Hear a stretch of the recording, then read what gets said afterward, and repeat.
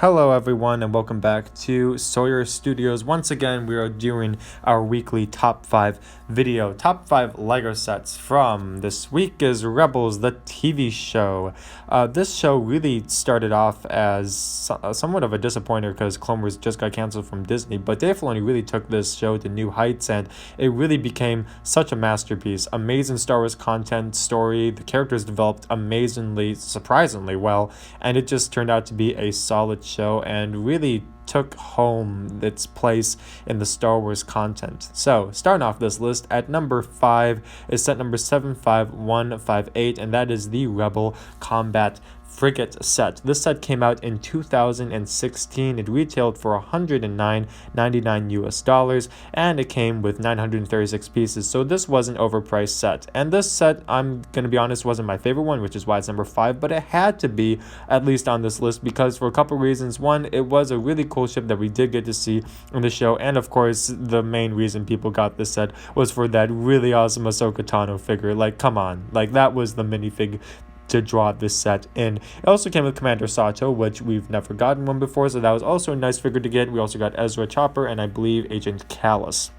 Now for this set had a lack of features, but it did look good. It was a solid ship to add to your fleet, which is why it's on this list. So it's a good fleet builder. The engines were cool. It had a cool function where the flaps on the back could open and close. The top of the ship could come off right before the handle part. It did have some nice screens, some seats, and some control panels for people to sit, but it was a very crammed space. I'm pretty sure you could not fit people in there standing up with the top closed, only when it was open, so you did have to sit. There wasn't a lot of room for that, and there was space in the cockpit area, but also that was also very crammed. I wish that this set came with a feature underneath where A-Wings could fly out because that was a really iconic scene in the Rebels show.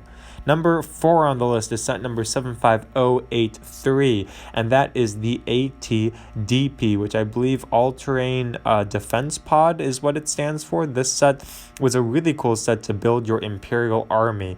This set came out in 2015. It retailed for $49.99 US and had 500 pieces. This ATDP was able to seat 2 pilots within their cockpit. It had a very interesting ball turret on the front that could move around pretty flexibly, could aim a lot. The feet, the legs, the stability of the set itself was a little bit top heavy, but for what LEGO was able to do, it was pretty darn stable for what they had to work with.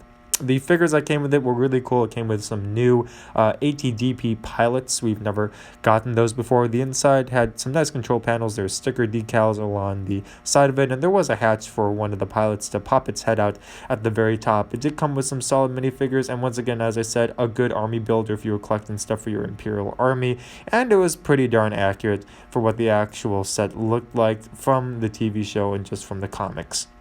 Number 3 is set number 75053, and that is the Ghost. This set came out in 2014. It had retailed for $89.99 US and had 929 pieces. Now, this set within itself is small.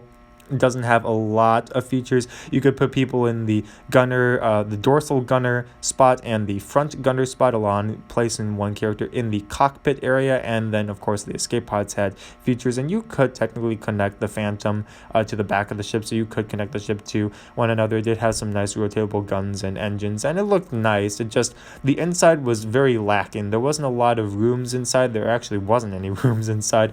There's just not a lot of places for inner detail. The interior was mainly made up of Techno pieces, so this set is on this list because it looks good. I wish that it was bigger, but it is like the ship of the show Rebels, so it had to be on this list somewhere, and I put it at number 3 because it was reasonably priced and it was an iconic ship. It also brought a lot of the Ghost crew together in minifig form. Number 2 on the list is set number 75106, and that is the Imperial Assault Carrier. This set came out in 2015 and retailed for $129.99 US and had 1,216 pieces. So not the worst piece count, is very close, honestly.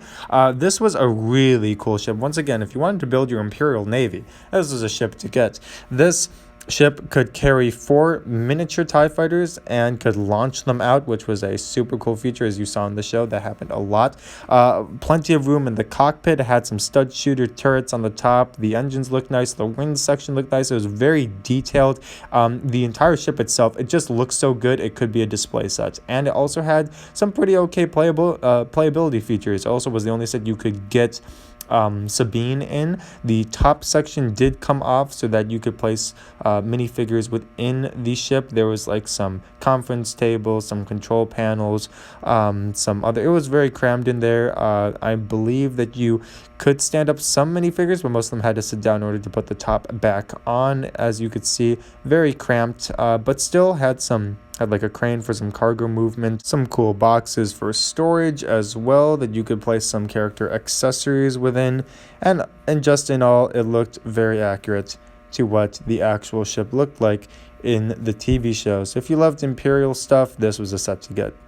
Number 1 on the list is personally my favorite. I'm very biased about this set, but it's at number 75157, and that's Captain Rex's ATTE Walker. This set came out in 2016, retailed for $119.99 US, and had 972 pieces. Way overpriced, but honestly for good reason. This is probably one of my favorite ATTE Walkers ever, and here's the reason why. I love the fact that these clones, Captain Gregor, Commander Wolf, and Captain Rex, took this ATTE Walker and made it into their home. It came with a Stormtrooper, also came with a Sith Inquisitor. This was just a really cool looking walker. Like the way that it was set up, the guns, the sort of canopy on top, the door that led to the back entrance with the headquarters inside, the pilot seat. You had the sort of like balcony area that you could fish off of in the front of it. It was just such a cool looking ATTE Walker. This was one of my favorite builds ever because it was just so fun to build it. Every single time you turn the page, there's just new colorful pieces and just new different building mechanisms that you could use, and also just different building techniques and just these random trinkets here and there that you'd place on this ATTE Walker. It was just so cool to have all these different working pieces happen. It seemed like a humble jumble mess, but somehow it made art. It just like kept on contributing to itself, and it really did look a lot like the mess that was in the Rebels TV show. And it was just one of my favorite sets ever, and it is one of my favorite sets right now. Alright everyone, thank you so much for watching. Please like, comment, subscribe down below. Click that bell icon if that bell icon is not on, so you get notified when I am posting new content. Also, don't forget to join the Discord server link down below. And also, I'm doing a live stream this Wednesday, 1:30 Central Standard Time. I will be building the grand piano, so check that out. Alright everyone, I'll see you all in the next video.